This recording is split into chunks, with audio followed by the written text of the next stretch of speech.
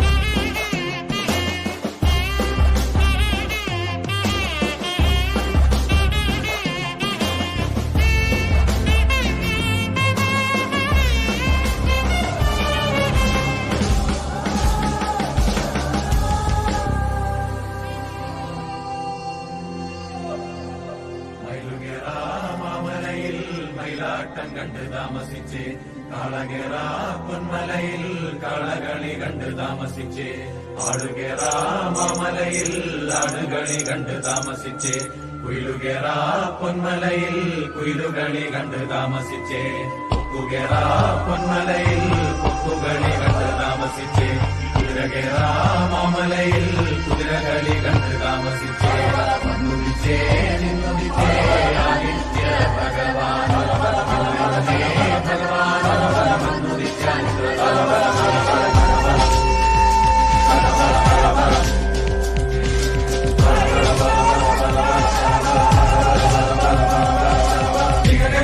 ിൽ മല കൊയ്ത്തും കഴിഞ്ഞ് കൊല്ലത്തിലും കുട്ടലിലും നെല്ലും കെട്ടിയെടുത്തും കൊണ്ടൊരായിരം കുലക്കയും വീശി വരും കാരണോരെ പെരുമയും ഭൂമിയിലെ പുലയോരെ കഥപറ പുലമകൾ സരസ്വതി നാവിലാണ് കഥപറ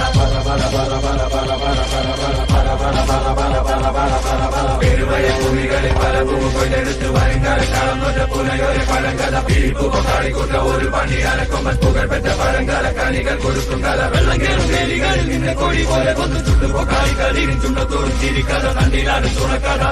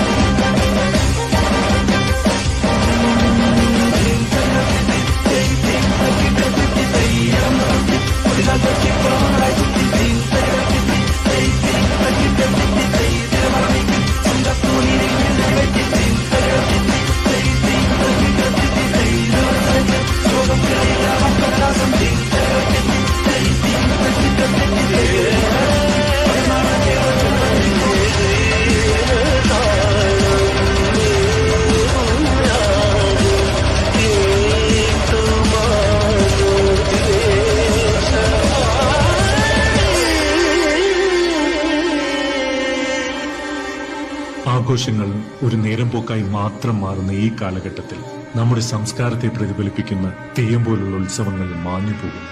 പണത്തിനും ശാസ്ത്രത്തിനും പിന്നിലോടുന്ന പുതുതലമുറയ്ക്ക് തങ്ങളുടെ വേരുകൾ സംരക്ഷിക്കാൻ ഇന്ന് സമയമില്ല.